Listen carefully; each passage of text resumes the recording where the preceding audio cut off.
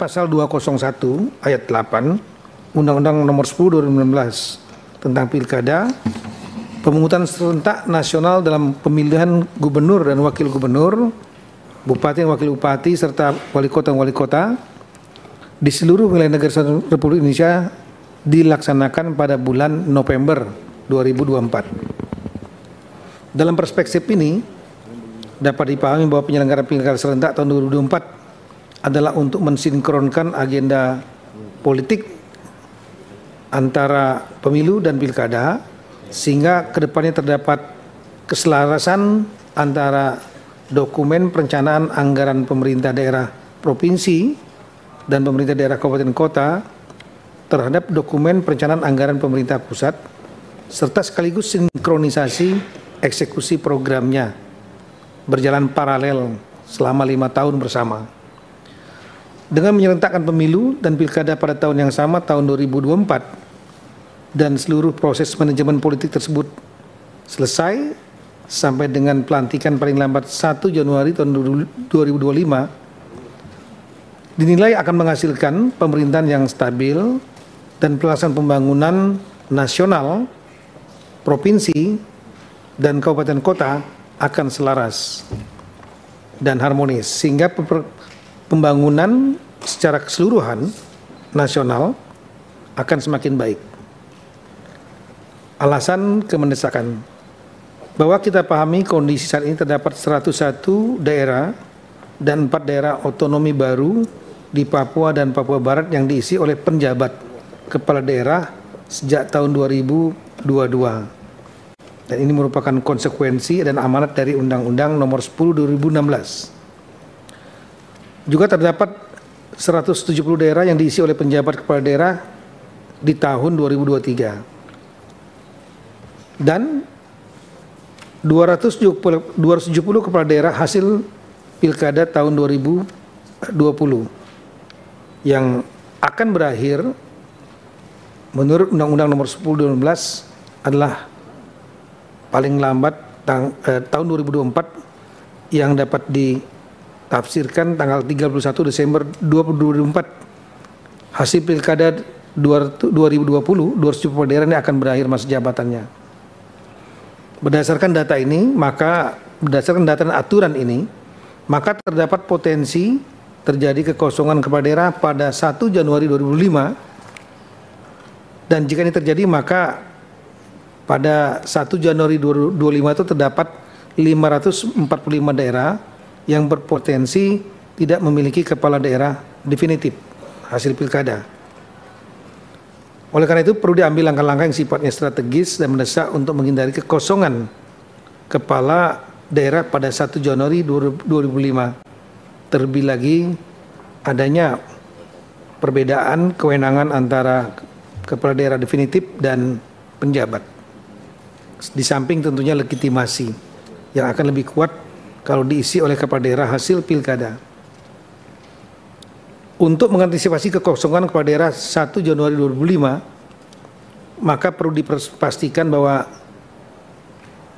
seyogyanya paling lambat 1 Januari 2005 kepala daerah hasil pilkada serentak tahun 2024 mayoritas harus sudah dilantik. Dalam hal ini perlu adanya pengaturan mengenai batas air pelaksanaan pelantikan bagi kepala daerah hasil pilkada tahun 2024. Di dalam undang-undang tentang pilkada belum ada pengaturan mengenai pelantikan serentak bagi kepala daerah hasil pilkada serentak tahun 2024. Sejalan dengan antisipasi terjadinya potensi kekosongan kepala daerah tanggal 1 Januari 2025, dianggap perlu pengaturan tentang pelantikan pasangan calon terpilih pada hasil pilkada serentak tahun 2024 setidaknya atau paling lambat pada 1 Januari 2025. Hal ini penting untuk memastikan seluruh proses manajemen politik seluruhnya telah selesai di 2024 dan sekali lagi mewujudkan keselarasan pemerintahan penyelenggaraan pembangunan mulai dari dokumen perencanaan sampai dengan eksekusi yang dilaksanakan oleh para kepala daerah hasil pilkada dan pimpinan nasional. Sebagai informasi bahwa tidak semua selesai dalam waktu 1 bulan. Proses untuk menentukan dan melantik kepala daerah hasil pilkada berdasarkan pengalaman di masa lalu. Bahkan ada yang berlarut-larut sampai dengan 1 tahun 3 bulan, pengalaman kita semua mungkin paham, yaitu di Kabupaten Yalimo, pilkada 2020, dan baru dilantik pada tanggal 2 April 2022, meskipun pilkadanya Desember 2020. Bahwa untuk menghindari terjadinya kekosongan kepala daerah pada 1 Januari 2005 dan guna memastikan kepala daerah hasil pilkada serentak tahun 2024 dilantik idealnya paling lambat 1 Januari 2025, maka proses pemungutan suara pilkada serentak tahun 2024 yang berdasarkan Undang-Undang tentang Pilkada ditetapkan pada bulan November tahun 2024, Undang-Undang Nomor 10 2016, perlu disesuaikan waktunya. Adapun pilihan waktu pemungutan suara pilkada serentak tahun 2024 disarankan pada bulan September 2024. Ini juga untuk pertimbangan bahwa ada waktu yang cukup sampai dengan proses sengketa, sehingga sebelum 1 Januari 2025 ada waktu lebih kurang 3 bulan untuk menyelesaikan mulai dari proses untuk rekapitulasi dan pleno penentuan pemenang, sekaligus juga kalau terjadi sengketa bisa diselesaikan dalam waktu lebih kurang 3 bulan. Dan juga memang jika ini alternatif yang diambil September 2024 perlu juga diantisipasi irisan tahapan krusial antara pemilu dan pilkada, termasuk potensi jika terjadi pilpres 2 putaran bulan Juni. Dengan memajukan pemungutan suara pada bulan September 2024, maka akan mempercepat sekali lagi pelaksanaan pelantikan kepala daerah terpilih tahun 2024, yaitu setidaknya tanggal 1 Januari 2025 supaya tidak terjadi kekosongan yang masif. Untuk itu perlu cukup waktu dan bisa lebih cepat dilakukan sinkronisasi penyelarasan dokumen perencanaan anggaran pemerintah baik di tingkat provinsi maupun kabupaten kota, termasuk juga visi misi kepala daerah dan janji politik yang disinkronkan dengan paralel dengan RPJMN nasional. Perlu juga untuk menjadi catatan sekali lagi bahwa kewenangan penjabat kepala daerah tidak sebesar kewenangan kepala daerah hasil pilkada yang mendapatkan legitimasi lebih kuat karena dipilih oleh rakyatnya. Selanjutnya, sebagai konsekuensi dari saran kami untuk memajukan September 2024, maka guna memastikan tidak terjadinya irisan tahapan antara pemilu dan pilkada, maka pelaksanaan kampanye disarankan dipersingkat menjadi 30 hari. Dengan singkatnya masa kampanye dapat mengurangi durasi lamanya potensi keterbelahan atau polarisasi masyarakat dan tensi politik yang dapat mengganggu stabilitas pemerintahan politik dan keamanan. Kita tahu bahwa tidak sedikit daerah-daerah yang kemudian terjadi konflik-konflik kekerasan pada saat pilkada dan pada saat masa kampanye misalnya dan pasca.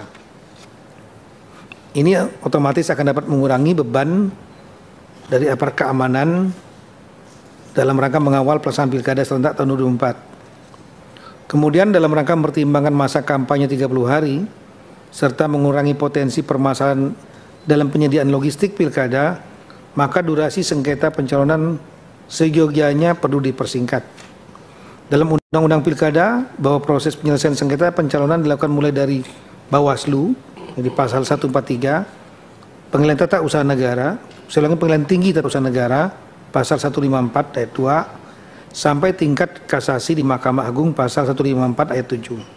Dengan durasi waktu keseluruhan penyelesaian paling lama 53 hari. Oleh karena itu durasi penyelesaian sengketa calon perlu dipersingkat, termasuk memangkas tahapan proses upaya hukum cukup sampai pengadilan tata usaha negara. Tidak perlu sampai ke pengadilan tinggi tata usaha negara, apalagi sampai ke tingkat kasasi. Hal ini dapat mengadopsi pengaturan dan pasal 471 ayat 1 Undang-Undang Nomor 7 Tahun 2017 tentang Pemilu, bahwa sengketa proses cukup sampai peradilan tun yang putusannya bersifat final dan mengikat, serta tidak dapat dilakukan upaya hukum lain. Dengan demikian durasi penyelesaian sengketa proses akan lebih cepat selesai karena peradilan tun hampir semua ada di daerah, sementara di pengadilan tinggi tun terbatas jumlahnya dan hanya di beberapa provinsi, dan Mahkamah Agung hanya ada di Jakarta, sehingga proses peradilan berlangsung lama. Sebetulnya ini pernah kita juga alami pada saat pilkada tahun 2020 yang lalu, di mana ada surat edaran Mahkamah Agung untuk menyelesaikan proses sengketa di tingkat tun yang diberikan batasan waktu, dan itu dapat dilaksanakan dan sudah selesai. Kemudian perlu ada norma yang mengatur bahwa syarat pencalonan gubernur dan wakil gubernur, bupati dan wakil bupati, serta wali kota, wakil wali kota yang diusung oleh partai politik atau gabungan partai politik didasarkan pada hasil pemilihan umum tahun 2024 yang ditetapkan oleh KPU dengan tetap memperhatikan ketentuan persentase sebagaimana pasal 40, sehingga tidak perlu menunggu pelantikan anggota DPRD provinsi, kabupaten, dan kota terpilih dalam pengajuan pasangan calon kepala daerah. Kami memahami bahwa berdasarkan Undang-Undang Nomor 23 Tahun 2014 tentang pemerintahan daerah, bahwa kepala daerah dan DPRD merupakan penyelenggara pemerintah daerah. Artinya manajemen pembangunan daerah sangat dipengaruhi oleh keselarasan masa jabatan anggota DPRD dan kepala daerah. Mengingat penyusunan dokumen perencanaan pemerintahan daerah perlu disepakati bersama antara kepala daerah dan DPRD. Oleh karena itu, jika dimungkinkan dalam perubahan undang-undang pilkada perlu dimuat pengaturan mengenai pelantikan anggota DPRD yang dilaksanakan serentak pada bulan Oktober 2024. Jika pelantikan DPRD dilaksanakan pada tanggal 1 Oktober 2024, sengketa hasil calon anggota terpilih DPRD tidak mempengaruhi pelantikan anggota DPRD terpilih, dan masa jabatan anggota DPRD yang terpilih pasca sengketa hasil pemilu tetap sama dengan masa jabatan anggota DPRD yang telah dilantik pada tanggal 1 Oktober 2024.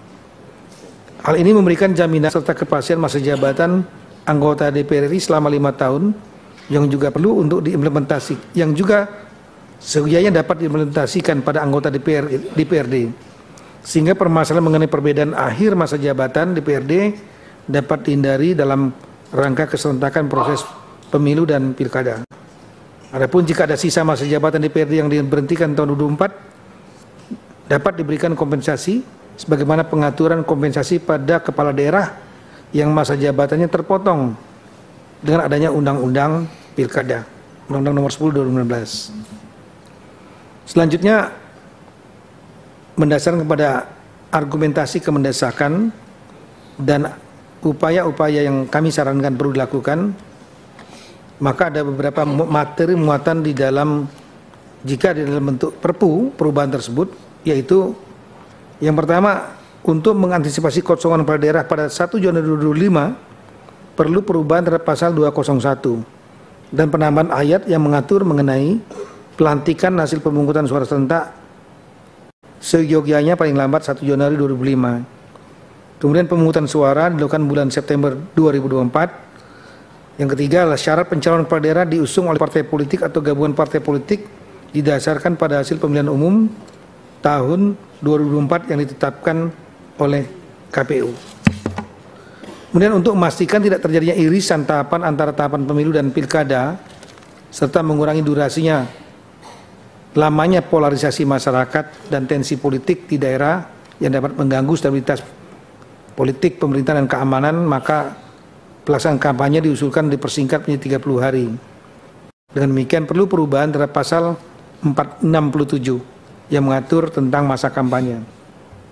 Kemudian mempertimbangkan masa kampanye 30 hari serta mengurangi potensi permasalahan dalam penyediaan logistik pilkada maka durasi sengketa pencalonan juga perlu dipersingkat.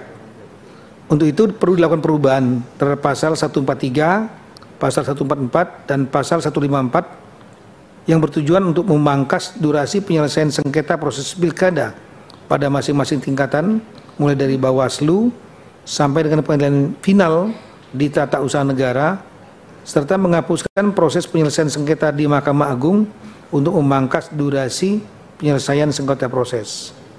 Kemudian, untuk membangun keselarasan masa jabatan anggota DPRD dan kepala daerah, perlu adanya penambahan pasal 199A yang mengatur keserentakan pelantikan anggota DPRD. Pimpinan dan seluruh anggota yang kami muliakan, demikian beberapa hal yang dapat kami sampaikan sebagai masukan untuk rapat kerja pada malam hari ini. Kami ucapkan terima kasih banyak atas atensinya, dan selanjutnya kami sangat terbuka juga untuk berdiskusi. Sekian dan terima kasih. Wassalamualaikum warahmatullahi taala wabarakatuh. Waalaikumsalam warahmatullahi wabarakatuh. Terima kasih Saudara Menteri Dalam Negeri. Selanjutnya kami persilakan pada Ketua KPU. Terima kasih pimpinan. Yang kami hormati Bapak Mendagri, yang kami hormati pimpinan Bawaslu, pimpinan DKPP. Pada dasarnya adalah KPU sebagai penyelenggara pemilu, penyelenggara pilkada, ini mengerjakan tugas-tugas berdasarkan undang-undang. Jadi kalau ada perubahan undang-undang tentang pilkada, tentu kami akan menyelenggarakan pilkada sesuai dengan perubahan undang-undang tersebut. Demikian, terima kasih. Assalamualaikum warahmatullahi wabarakatuh. Assalamualaikum warahmatullahi wabarakatuh. Terima kasih, Saudara Ketua KPU. Selanjutnya Bawaslu.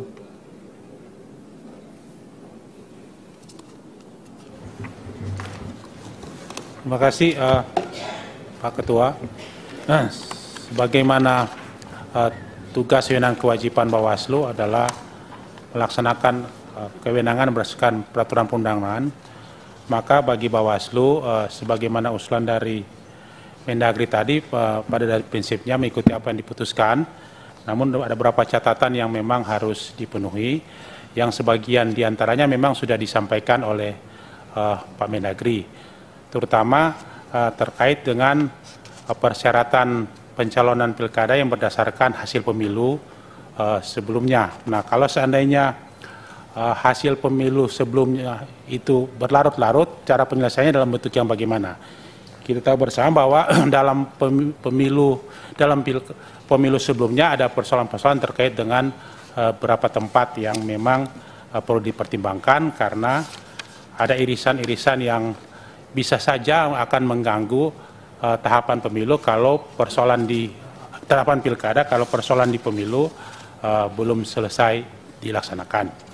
Kemudian yang kedua adalah terkait dengan dimajukannya 3 bulan, maka harus ada penguatan argumentasi agar supaya nantinya penyeragaman proses pelantikan kepala daerah itu dalam konteks pemilu yang sama untuk pilkada di waktu-waktu yang akan datang. Termasuk juga nantinya hasil pemilu dan pilkada ini yang secara berbarengan itu bagi Bawaslu akan mensinkronkan perencanaan pembangunan RPJM 5 tahunan dari pemerintah pusat dan daerah, termasuk juga nantinya terkait dengan potensi sengketa hasil pemilihan. Nah, perlu juga disampaikan bahwa terkait juga dengan syarat yang lain tentang potensi keamanan yang tinggi karena dalam pelaksanaan pilkada yang dilaksanakan secara serentak di 37 provinsi minus DIY dan di 508 kabupaten kota minus yang kabupaten kota di DKI Jakarta, maka perlu diperhatikan terkait dengan perbantuan aparat keamanan yang memang secara serentak kalau pilkada 2020 kemarin 270 daerah yang memang ada perbantuan dari daerah lain. Termasuk juga nantinya terkait potensi yang perlu diperhatikan dengan kerawanan pengadaan dan distribusi logistik yang hanya selisih 7 bulan. Harus juga dipergikan tentang ketersediaan misalnya karena masih menggunakan secara manual surat suara, terkait mitigasi ketersediaan kertas, karena pengalaman di pemilu 2019 yang lalu kita baca bersama untuk pengadaan kertas yang akan digunakan di surat suara pemilu hampir tidak terpenuhi, apalagi dengan jarak yang antara pemilu dan pilkada hanya 7 bulan, walaupun kemarin cukup lama terkait dengan waktu pemilu. Dan itu yang perlu diperhatikan bersama terkait dengan persoalan-persoalan bagi ini, termasuk juga bagi pengawas pemilu, bagi Bawaslu. Kalau dilakukan keserentakan, kami ini ada persoalan terkait dengan pembiayaan ad hoc, pengawas ad hoc, karena ada standar biaya masukan lainnya dari Kementerian Keuangan yang melarang duplikasi pembiayaan honorarium yang diterima di pemilu dan pilkada. Nah, otomatis ini akan membuat kawan-kawan di ad hoc ini akan terbagi, bisa saja ada konsekuensinya, ada kenaikan honor, atau juga nantinya ada konsekuensi bagi kami kalau tidak dilakukan itu, bisa ada di suatu daerah, di seluruh daerah yang akan melaksanakan pemilu dan pilkada ada 2 panwas, sama seperti di Aceh yang nantinya akan ada 2 panwas bagi panwas pemilu dan panwas pilkada. Bisa akan terjadi juga di 37 kabupaten kota kalau tidak diselesaikan terkait anggaran. Nah, itu Pak Ketua, pada prinsipnya kami ke Bawaslu setuju dengan, karena kami adalah penyelenggara pelaksana dari undang-undang, apapun yang nantinya akan diperintah undang-undang itu akan kami laksanakan, tetapi dengan berbagai macam catatan. Kami ada catatan terkait mitigasi risiko yang harus kita perhatikan bersama supaya nantinya ini yang bisa sukses. Dari satu sisi kita sukses pemilu 2024, tapi juga sukses pilkada juga yang nantinya akan secara berbarengan kita akan masuk dalam keserentakan pelantikan yang dia akan berpengaruh kepada proses pembangunan ke depan. Demikian Pak Ketua yang bisa saya sampaikan. Terima kasih. Baik, terima kasih Saudara Komisioner Bawaslu. Selanjutnya kami silakan Ketua DKPP. Terima kasih pimpinan. Assalamualaikum warahmatullahi wabarakatuh. Pada intinya KPU, Bawaslu, dan DKPP adalah satu paket kesatuan penyelenggara pemilu. Yang ingin sarankan adalah bahwa semua penyelenggaraan pemilu maupun pilkada akan berlangsung dengan baik jika diikuti, dipandu oleh regulasi yang jelas dan tegas, regulasi yang baik pula, sehingga di lapangan tidak terjadi multitafsir di antara penyelenggara, baik Bawaslu maupun KPU. Kalau itu terjadi, bisa dimungkinkan agak mengganggu perjalanan pilkada itu sendiri. Jadi saran DKPP agar regulasi tentang pilkada ini diatur secara jelas dan tegas dan tidak ada perbedaan tafsir antara Bawaslu dan KPU, hingga akan berjalan dengan baik. DKPP akan selalu mengawal pelaksanaan pilkada dan pemilu dari sisi penegakan etiknya. Terima kasih. Baik, terima kasih Saudara Ketua DKPP.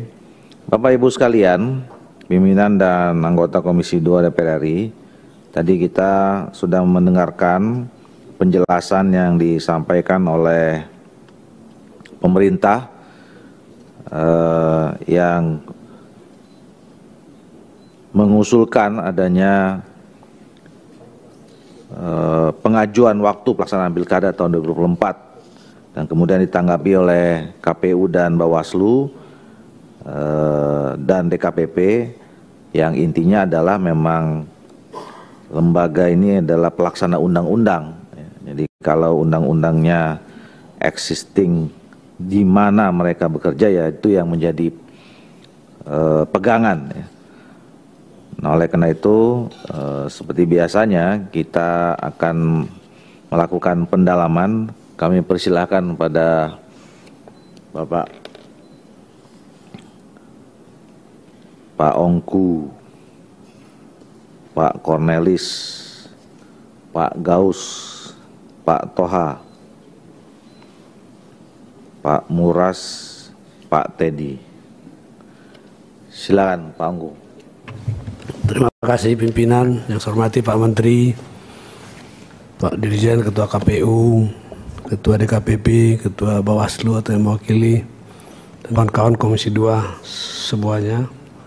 Assalamualaikum warahmatullahi wabarakatuh. Selamat malam, salam sejahtera untuk kita semua.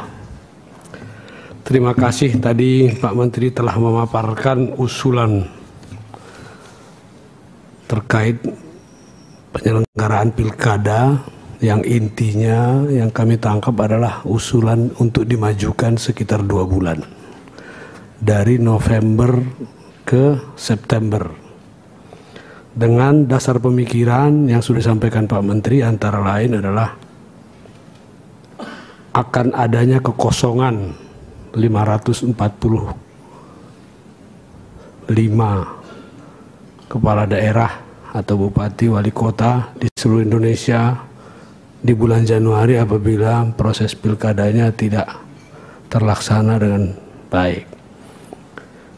Salah satu alasannya tadi. Yang kedua tentunya adalah untuk harmonisasi tentang masa jabatan antara DPRD dan kepala daerah dalam rangka kesinambungan pembangunan ke depan. Izinkan kami memberikan tanggapan Pak Menteri terkait dengan pemajuan 2 bulan ini. Dari sisi urgensinya menurut kami kurang tepat alasannya. Ya. Kalaulah dikatakan bahwa akan ada kekosongan kepala daerah, meskipun kita pahami bahwa kewenangan pejabat atau pelaksana tugas kepala daerah itu tidak sama dengan kepala daerah yang definitif, tetapi sampai hari ini kita sudah tahu bahwa banyak sekali kepala daerah yang saat ini dijabat oleh PLT atau pejabat. Bahkan ada yang lebih dari 2,5 tahun. Ya, saya kira seperti DKI itu lebih dari 2,5 tahun dia akan menjabat sebagai pejabat kepala daerah. Kalau menurut pandangan kami, kalaulah ternyata nanti akhir masa jabatan kepala daerah yang dipilih pada tahun 2020 harus berakhir di Desember 2024, nggak ada salahnya juga ditunjuk lagi beberapa kepala daerah yang akan diperlakukan sebagai pejabat sama dengan yang diperlakukan pada hari ini. Toh hanya 2 bulan perbedaannya.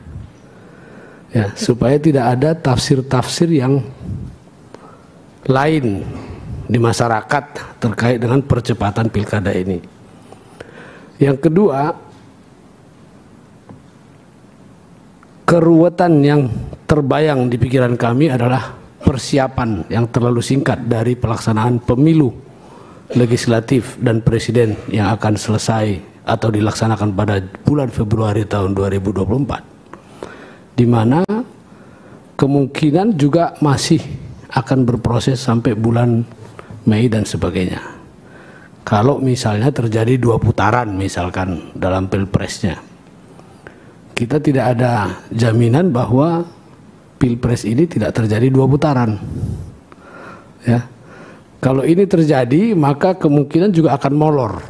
Nah, apakah bagaimana nanti KPU menyikapi ini dengan keruwetan-keruwetan yang masih ada itu untuk melaksanakan pilkada pada 2024 pada bulan September tersebut. Kami merasa bahwa urgensinya tidak terlalu penting untuk dimajukan 2 bulan tersebut ya. Akan halnya kerawanan-kerawanan yang diprediksi, kami justru berpandangan kalaupun dilaksanakan pada bulan November secara serentak di bulan November, di mana pemungutan suaranya 27 November direncanakan pada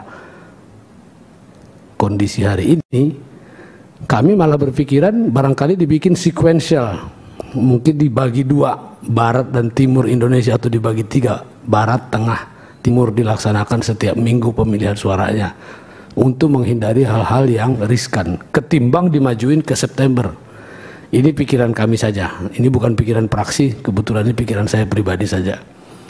Namun terhadap usulan dimajukan ke September ini, terus terang saya pribadi kurang sependapat dan alasannya tidak cukup kuat untuk dimajukan ke September tersebut. Justru mudaratnya akan lebih banyak. Belum lagi banyak yang dilakukan penyederhanaan tadi. Antara lain misalnya kampanye diusulkan untuk diperpendek hanya 30 hari. Saya nggak kebayang provinsi-provinsi yang besar itu harus berkampanye hanya dalam 30 hari. Ini hanya akan menguntungkan barangkali ya petahana ya yang sudah dikenal oleh masyarakatnya selama ini. Ya, bagaimana dengan pendatang baru? Tidak akan cukup waktu buat beliau itu untuk mensosialisasikan dirinya, mengkampanyekan dirinya hanya dalam waktu 30 hari. Kemudian tadi disebutkan penyelesaian sengketa dipercepat, diusahakan supaya bisa selesai dalam 51 hari. Saya khawatir nanti ini apakah kita bisa mengatur Mahkamah Konstitusi untuk bisa menyelesaikan itu sesuai dengan yang kita harapkan. Ini nanti terlalu banyak intervensi ke Mahkamah Konstitusi menurut saya dari penyelenggaraan yang terlalu, mohon maaf, kesannya itu dipaksakan. Mohon maaf Pak Menteri, jadi kalau pendapat saya pribadi, saya tidak sepakat untuk pengajuan ini. Justru kita harus mempersiapkan pilkada ini lebih baik lagi dalam rangka mengejar atau memperjuangkan kualitas pemilu dan pilkada yang lebih baik di 2024 nanti. Menurut pendapat saya 2024 ini adalah momentum buat kita membuat demokrasi kita akan semakin baik secara kualitas, tidak hanya kuantitas. Oleh karena itu penyederhanaan seperti mempercepat kampanye hanya 30 hari, memperpendek masa sengketa hanya 51 hari dan sebagainya diajukan 2 bulan, hanya 2 bulan menurut saya tidak terlalu penting. Demikian pendapat saya, barangkali mohon maaf. Ini saya izin kepada Kapoksi saya, ini bukan pendapat fraksi, ini pendapat pribadi saya, Om Kuasibuan A525 dari fraksi Demokrat. Terima kasih. Assalamualaikum warahmatullahi wabarakatuh. Warahmatullahi wabarakatuh. Terima kasih Pak Ongku. Selanjutnya Pak Cornelis.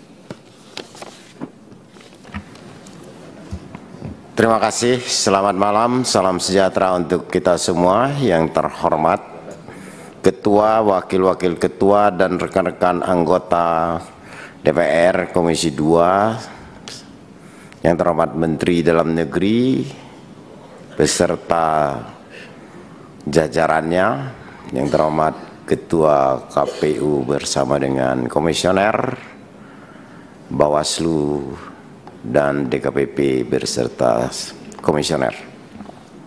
Selamat malam, salam sejahtera untuk kita semua.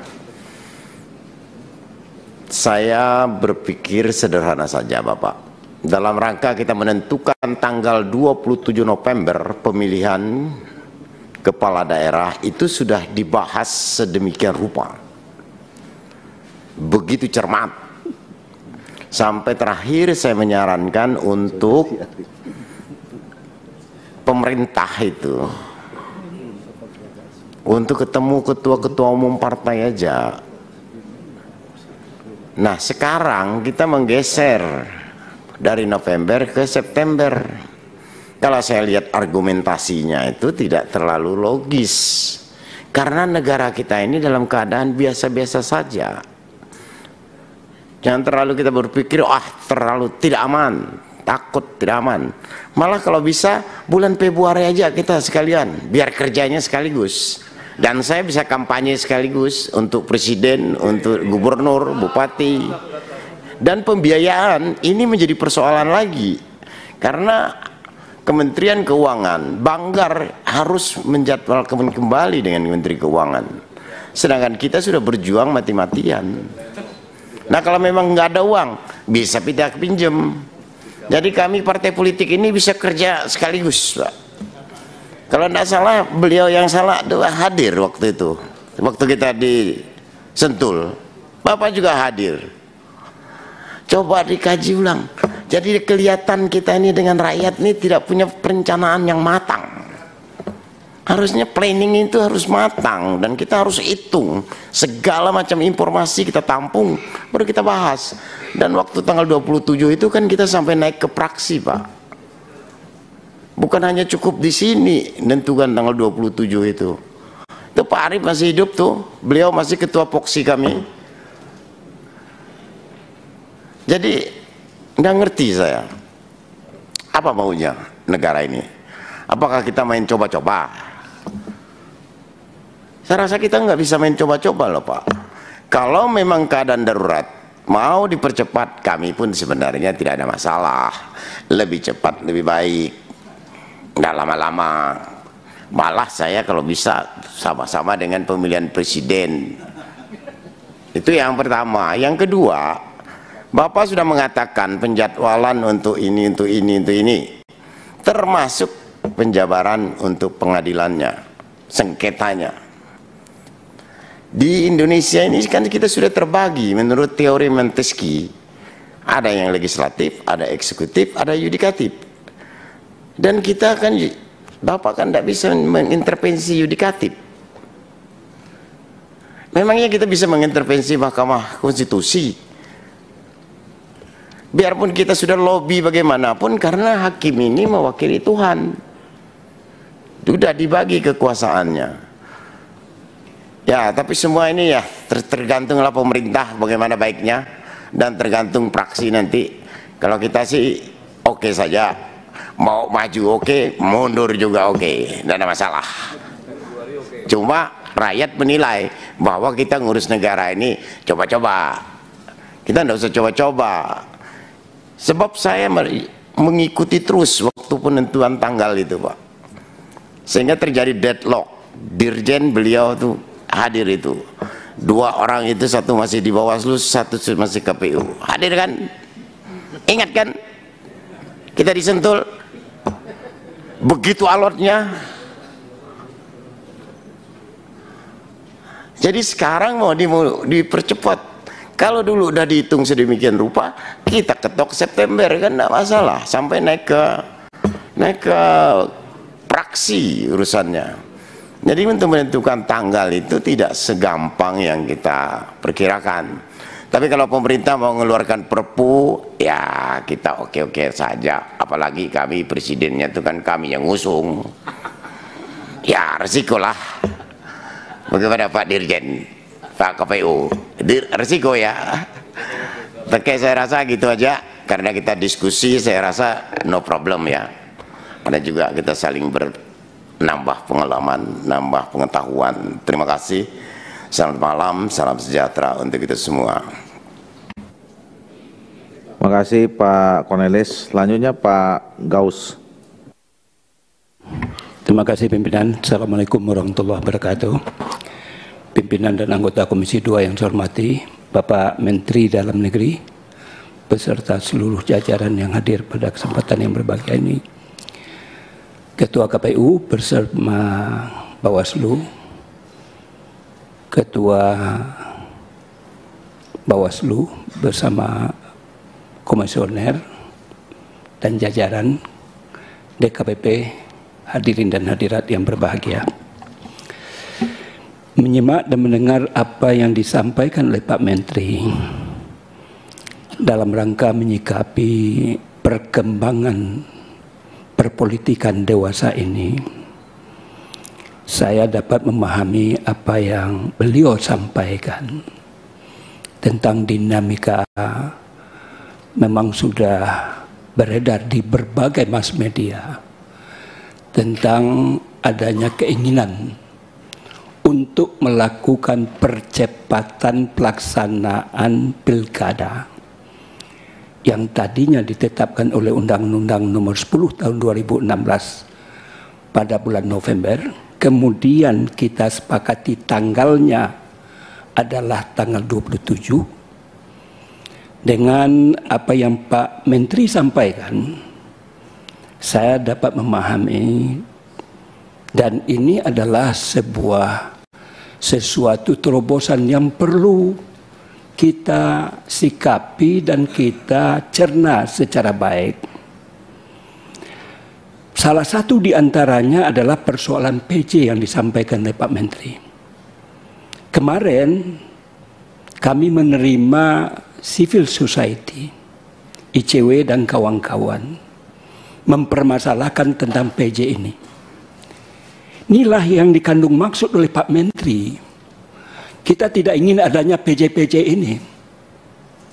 Oleh karena itu, berdasarkan pengalaman, berdasarkan evaluasi, lalu ada sikap dari pemerintah yang mengajukan kepada kita agar pemerintahan ini adalah pemerintahan yang secara kesinambungan, secara terus-menerus, kalau dapat dihindari PJ-PJ itu. Oleh karena itu adalah sesuatu yang menurut hemat saya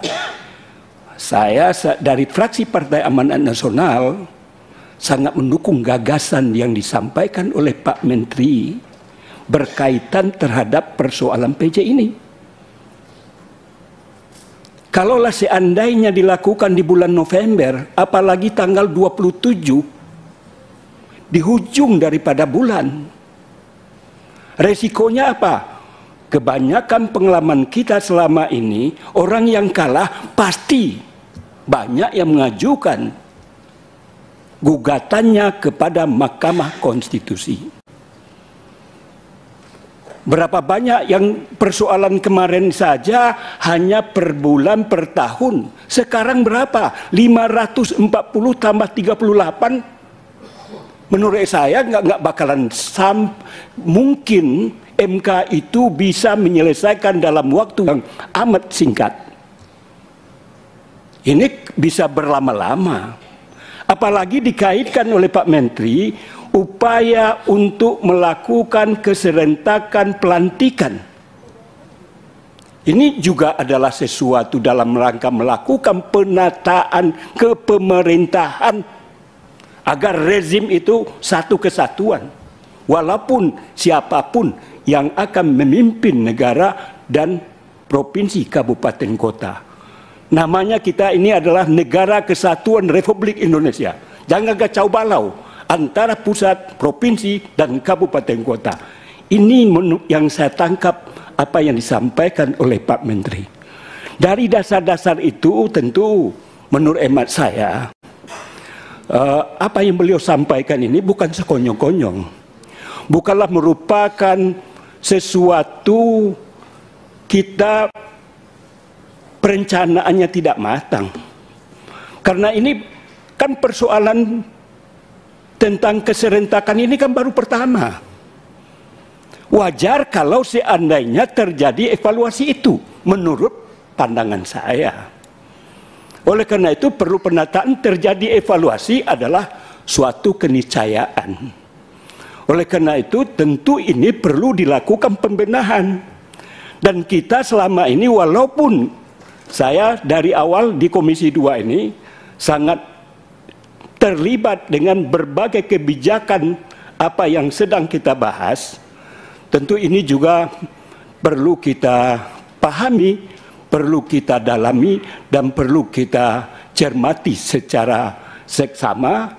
Tentu jangan sekonyong-konyong kita a priori terhadap apa yang disampaikan oleh Pak Menteri dari perspektif yang saya ungkapkan tadi. Kemudian dari segi perencanaan pembangunan 5 tahunan dan seterusnya, sebagaimana saya katakan, terlepas apa rezimnya, tetapi ini adalah rezim pemerintahan dari pusat, provinsi, dan daerah.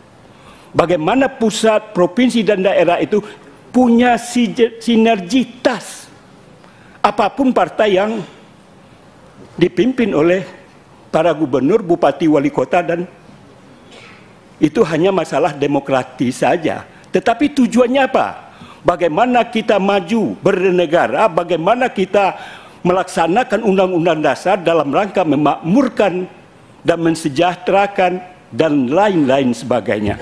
Ini adalah dukungan moral yang harus kita push kepada bupati terpilih, gubernur terpilih, presiden terpilih, apapun partai politik yang mengusungnya. Jadi artinya tentu kita harus demokrasi juga, kita juga harus memahami siapa yang memimpin, itulah pemimpin kita, apapun partainya. Kemudian yang berikutnya adalah persoalan, kita juga sudah melakukan diskusi dengan Pak Menteri di sebuah hotel. Memang kita ini ada namanya trias politika, ada namanya legislatif, ada eksekutif, yudikatif. Kita saling menghargai ketiga komponen itu adalah harga mati. Apakah kita tidak boleh melakukan komunikasi dalam rangka apa? Dalam rangka perbaikan bangsa dan negara, dalam rangka mengatur penataan kepemerintahan, saya rasa why not? Artinya kita tidak mengintervensi kewenangan yang mereka miliki, tetapi kita mencoba menyampaikan persoalan apa yang ada dalam pelaksanaan pilkada ini. Oleh karena itu, menurut hemat saya adalah merupakan suatu keniscayaan, baik DPR ataupun pemerintah untuk melakukan komunikasi, untuk menyampaikan persoalan-persoalan ini, agar bagaimana tujuannya adalah untuk kebaikan, sebagaimana dikatakan oleh Pak Menteri tadi.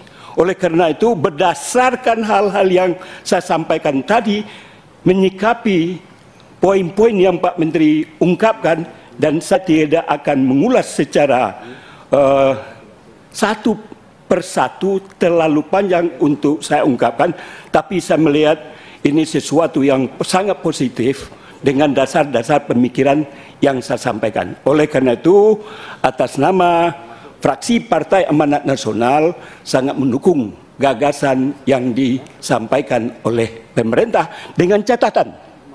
Catatannya adalah, siapkah KPU melaksanakannya itu? Karena yang melaksanakan pilkada ini bukanlah pemerintah. Yang melaksanakan ini bukanlah DPR.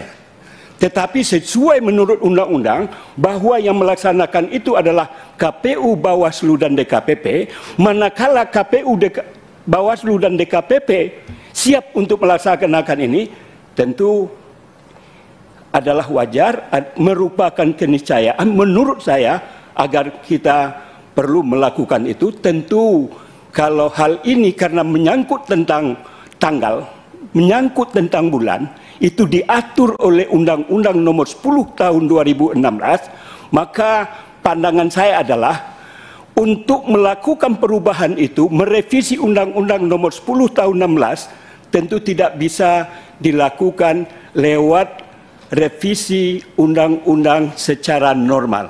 Oleh karena itu, saya tawarkan kepada Pak Menteri agar dalam merevisi ini yang lebih tepat adalah lewat Perpu.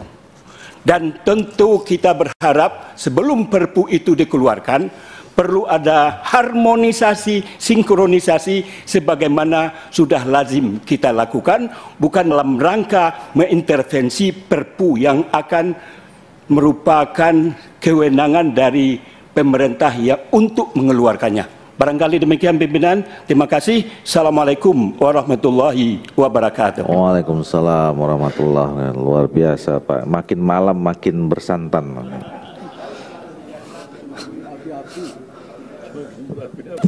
Semakin Pak Gaus. Terima kasih Pak Toha.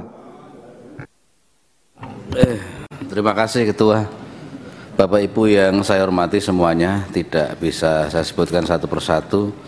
Yang pertama yang saya tegaskan bahwa fraksi PKB sepakat saja pilkada diajukan dengan menggunakan Perpu ini. Poinnya itu. Tapi masih ada catatan, Pak. Catatannya adalah saya mohon disimulasikan, Pak. Kaitannya dengan waktu. Ya, simulasi dari pendaftaran, kemudian pencoblosan atau kampanye dulu, pencoblosan, kemudian ada sengketa, pengajuan sengketa, putusan pengadilan, dan pelantikannya. Mohon simulasikan itu. Karena tadi saya melihat Bapak-bapak menyampaikan bahwa saya sebenarnya mau menanyakan itu, bertentangan dengan Undang-Undang MK atau MA enggak itu. Tapi ternyata di sini ada peraturan dalam pengaturan pasal 471 ayat 1 Undang-Undang Nomor 7 2017 tentang pemilu ditetapkan 15 Agustus bahwa sengketa proses cukup sampai peradilan tun. Ini yang baru saya tahu nih tadi, Pak. Artinya kan di pengadilan negeri tidak sampai tun, karena kalau tun itu kan hanya Surabaya, Semarang, Jakarta dan sebagainya. Nggak mungkin juga untuk menyelesaikan 540 sekian pilkada itu. Sebenarnya bagus juga, Pak. Artinya ini bagus. Ternyata sudah ada aturannya itu. Tapi saya mau tanya itu, apakah nggak sampai MA atau MK begitu. Nah, kemudian Pak, yang ketiga, DPRD akan DPRD kabupaten kota juga akan dilantik serentak tanggal 1 Oktober. Ini bahkan malah terjadi kekosongan, Pak, kalau saya simulasikan tadi. DPRD-nya dilantik 1 Oktober, padahal kemarin tuh DPRD dilantik September ya, Pak ya. Artinya 1-2 bulan, Agustus September. Jadi 1-2 bulan itu nggak ada DPRD. Meskipun ada bupati, meskipun bupatinya PJ, itu nggak ada DPRD. Apakah ini nggak terjadi semacam kekosongan kekuasaan di daerah? Ini perlu penjelasan, Pak. Itu aja beberapa hal, tapi yang penting itu tadi simulasi waktunya itu tadi, Pak. Kayak apa agar kita bisa membayangin itu. Terima kasih, Ketua. Terima kasih Pak Toha. Pak Muras. Terima kasih Pak Ketua. Assalamualaikum warahmatullahi wabarakatuh. Salam sejahtera untuk kita semua. Yang saya hormati pimpinan beserta para anggota Komisi 2, yang saya hormati Pak Menteri beserta seluruh jajaran. Saya bisa menyimak apa yang tersurat yang dijelaskan oleh Pak Menteri tadi. Tapi mungkin saya belum paham apa yang tersiratnya di balik itu. Namun demikian, ya namanya di dunia ini kan tempatnya masalah. Ya barangkali kewajiban kita bagaimana mencari solusi dari masalah-masalah itu. Karena itu saya ingin setback dulu. Nah ini kan nggak jauh lah mungkin dengan teman-teman yang lain yang sudah bicara. Kita setback dulu ke belakang. Tahun 2020 itu kan RUU Pemilu sudah masuk prolegnas. Kemudian Komisi 2 hampir 1 tahun menyusun RUU Pemilu. Tapi kemudian informasinya tidak jadi dibahas karena Pak Presiden tidak setuju. Ya. Nah, kemudian tentu KPU dan kami mensosialisasikan Undang-Undang 10 2016 ini bahwa pilkada akan dilaksanakan 27 November 2024 karena tidak jadi ada perubahan undang-undang. Ini masyarakat sudah tahu ya, bahwa pemilu Pileg 14 Februari, pilkada 27 November 2024. Kemudian KPU menyusun ya perencanaan dengan asumsi, juga menyatakan waktu itu, mohon maaf, KPU Bawaslu menyatakan bahwa irisan itu jangan sampai memberatkan pekerjaan KPU karena kita ingin pemilu yang berkualitas.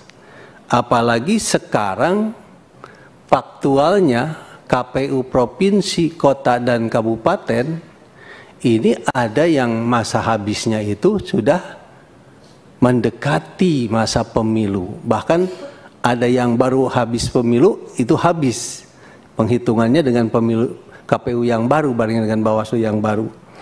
Nah, bahkan ada informasi sebagian besar KPU di provinsi, kota, kabupaten itu adalah orang-orang baru. Artinya incumbent-nya juga kalah. Tentu pengalamannya akan berbeda menghadapi faktual pemilu ini juga menjadi permasalahan yang cukup berat, apalagi kalau September. Tentu irisan itu akan dimulai bulan Oktober kan gitu ya. Kalau kita ngitung undang-undang 11 bulan kan. Bulan Oktober sudah ada irisan antara pileg dengan pilkada. Padahal KPU-nya tadi, Bawaslu-nya banyak yang baru. Nah ini mungkin akan jadi masalah. Nah kemudian saya kira kalau ini tadi disampaikan, memang ini kewenangannya kewenangan Presiden membuat Perpu. Cuman apakah masuk Perpu ini dikaitkan dengan persyaratan-persyaratan terbitnya Perpu? Karena nampaknya dari segi keamanan dan lain sebagainya kita nyaman-nyaman aja gitu ya. Tidak ada permasalahan yang kegentingan memaksa saat ini. Ya. Namun barangkali kalau memang itu dipaksakan, KPU kan udah menyatakan siap, Bawaslu menyatakan siap, ya kita tidak tahu hasilnya akan seperti apa. Ini barangkali coba-coba kita. Ya. Nah kemudian kami tidak berharap masyarakat menjadi curiga, bahkan menjadi tidak percaya terhadap pemerintah, terhadap DPR atau terhadap yudikatif. Eksekutif, legislatif, yudikatifnya tidak dipercaya. Nah ini barangkali hal yang perlu dipertimbangkan. Kalau rakyat sudah tidak percaya terhadap konsisten para pejabatnya di atas, nah ini kan jadi tidak bagus. Hari ini saja barangkali masyarakat kan sudah luar biasa kalau kita baca medsos, membuli eksekutif, membuli DPR RI khususnya. Ya kalau ke yudikatif masih bisa dimaklumin ya, belum terlalu keras begitu. Tapi ke eksekutif dan legislatif sudah sangat keras. Nah, kalau muncul Perpu kaitan dengan pilkada ini kira-kira seperti apa nantinya? Kemudian ya kekhawatiran Pak Menteri tadi, wah kalau ini tidak dimajukan nanti ada kekosongan untuk para kepala daerah yang berhenti, ya, atau nanti PJ-nya jadi semua 514 kota kabupaten tambah gubernur 38 mungkin PJ semua. Ya ini seperti apa? Saya kira kalau pilkada-pilkada yang dipilih secara langsung oleh masyarakat pada tahun 2020 kan itu masa kerjanya baru 4 tahun. Saya kira kalau dikeluarkan Perpu oleh Presiden Pak Mendagri bahwa kepala daerah yang belum 5 tahun diberhentikan sampai pelantikan kepada yang baru, saya kira malah itu akan lebih diterima oleh masyarakat menurut saya itu Pak ya. Ya. Karena kan mereka 5 tahun, pilkada itu kan harusnya 5 tahun, tapi barangkali yang pilkada 2020 memang akan berakhir Desember di undang-undang begitu. Ya, jadi kurang dari 5 tahun. Tapi mungkin bisa saja Perpunya itu atau mau Perpu dimajukan tadi itu kewenangan Presiden barangkali. Ya, legislatif ya terima kasih kita di legislatif diajak bicara, tapi mungkin legislatif juga Pak tidak ada kewenangan untuk menyarankan iya atau menyatakan tidak di sini. Ya, kita barangkali strict terhadap perundang-undangan. Perpu adalah kewenangan Presiden, kalau undang-undang adalah kewenangan bersama DPR dengan pemerintah. Mungkin itu saja yang dapat saya sampaikan, Pak Menteri. Jadi mohon dipertimbangkan secara matang. Ya, saran ini kita sedang nyaman-nyaman, barangkali KPU juga sedang sibuk, tidak dibikin tambah sibuk, malah jadi ada hal-hal yang tidak diharapkan oleh kita semua. Terima kasih, mohon maaf atas kekurangan. Wassalamualaikum warahmatullahi wabarakatuh. Wassalamualaikum warahmatullahi wabarakatuh. Daftar pimpinan, daftar. Ya. Sekalian Pak Teddy. Terima kasih pimpinan. Yang saya hormati pimpinan dan anggota, Pak Menteri dan jajarannya, KPU, Bawaslu, dan DKPP jajarannya. Apa yang tadi disampaikan oleh Pak Menteri berkaitan dengan kemendesakan, istilah saya itu kemendesakan untuk terbit sebuah Perpu yang ini memang menjadi ranah pemerintah, itu kan memang harus kemudian kita lihat secara integral kaitan dengan aspek kemendesakan ini sesuai dengan amanat yang sudah diputuskan oleh Mahkamah Konstitusi. Setahu saya berkaitan dengan objektivitasnya. Kemudian yang kedua, di samping itu memang juga saya senada juga dengan apa yang disampaikan oleh Pak Toha. Memang perlu juga kita melakukan kajian juga terhadap hal-hal yang sifatnya teknisnya. Kalau tadi berkaitan dengan persoalan yuridis, nah persoalan teknisnya juga memang harus kita kaji lebih dalam lagi, gitu. Sehingga nanti terlepas nanti keputusannya ada di DPR kaitan Perpu, tapi kita juga sudah memahami secara integral baik dari sisi aspek yuridisnya maupun aspek teknisnya. Demikian pimpinan, terima kasih. Terima kasih Pak Teddy. Pak Samsul Rijal.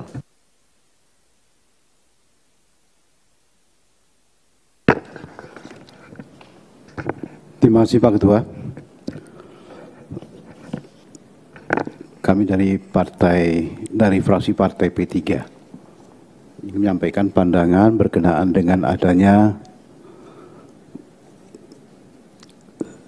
wacana untuk memajukan penyelenggaraan pilkada yang semestinya menurut Undang-Undang Nomor 10 Tahun 2024, Nomor 10 Tahun 2016 dilaksanakan pada bulan November, tanggal 27 November 2024. Ada wacana untuk memajukan. Tapi yang paling penting dari isu yang kita inginkan dari kedua undang-undang tersebut adalah bahwasanya penyelenggaraan pemilu tetap akan dilaksanakan secara serentak, yakni tahun 2024. Baik itu Undang-Undang Nomor 10 Tahun 2016 maupun Undang Nomor 7 Tahun 2017. Ada beberapa pertimbangan kita mendengar juga ketika itu, sebagaimana yang disampaikan oleh Pak Gus Pardigaus tadi, bahwasanya yang paling penting di antara itu adalah penyeragaman, tidak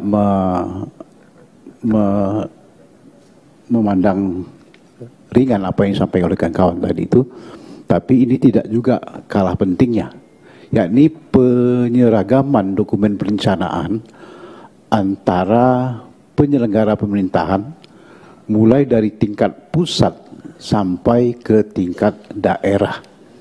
Artinya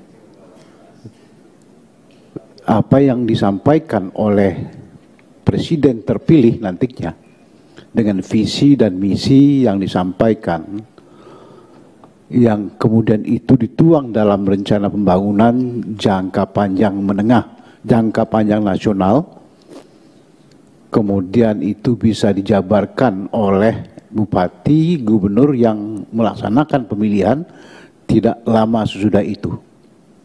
Artinya baik itu pelantikan maupun pemilihannya, pencoblosannya diatur sedemikian rupa sehingga tidak terlalu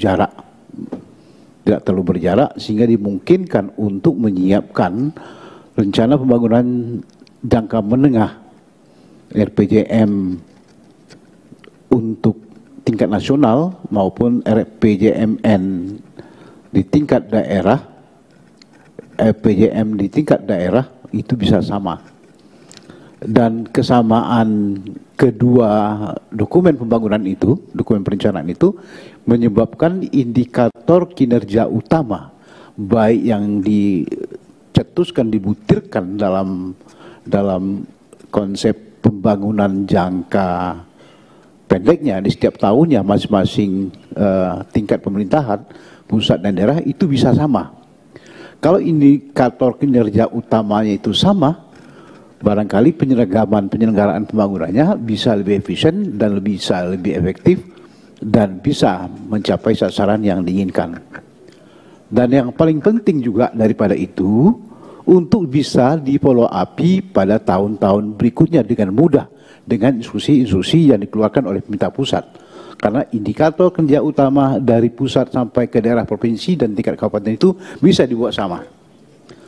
Nah, itu berbeda kalau antara rezim pusat dengan rezim daerah, kabupaten dan provinsi itu berjarak sama, berjarak jauh.